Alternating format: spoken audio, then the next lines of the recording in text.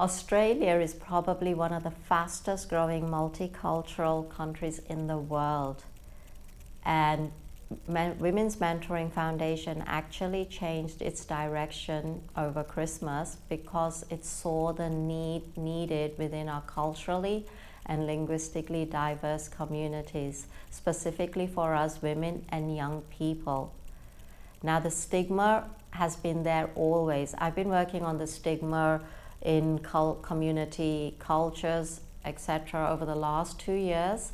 I started in 2021 when I was elected as the leader for Mental Health Foundation Australia here in Australia, in Queensland, and I was leading the Multicultural Ambassadors program. It was evident the stigma was there. So the last year was spent in doing the research and identifying, well, what is the lack? What is the stigma? What is the understanding that these people have around mental health, especially for people whose first language isn't English? And what I've come to realize that it comes to the core, it comes to the individual.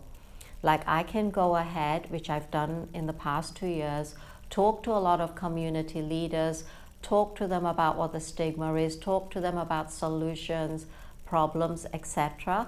But if the issue is within the individual, then whatever that community leader is saying, it's going to have minimal impact. And that's where the Women's Mentoring Foundation comes in. We've created a framework that will help us get to the depth and help each individual, because it starts with a self, right? I say this in leadership all the time. It starts with you. You have to be the change. You have to be the person that wants to heal. You have to be the person that accepts that there is an issue there, whether it's for yourself or whether it's for a loved one or a friend or somebody that you know. Once that acceptance happens, my friends, that's when we can start working towards a solution. And this is just one of the stigmas, where people are refusing to accept the fact that they might be worried about something, they're stressed about something, something is causing them anxiety, that somebody hitting them is part of their culture, it's normal, that somebody abusing them is normal. No, it's not. And the biggest one I found, which I've traveled through this myself, is the silent treatment.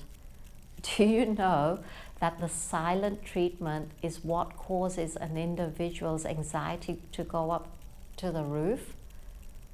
Like, when I was with a partner, a business partner, and something went wrong and they wouldn't be speaking, I couldn't understand it. And I dealt with it, but there's a lot of women and young people go into the self-blame. They start suffering, they blame themselves, they live in a place of guilt, and guilt is the worst emotion you can feel. It actually drains, like, facts have said, 3 times as much energy. So the projects that we're working on, the reason Women's Mentoring Foundation exists is to help our culturally and linguistically diverse women and young people understand what mental health is. Yes, we want to raise awareness, but our whole goal is prevention and early intervention. Don't think that little inkling is not right. It might not be anything, but do you really want to leave it at that, or would you rather go forward, identify what it is so that you can go on living a better quality life?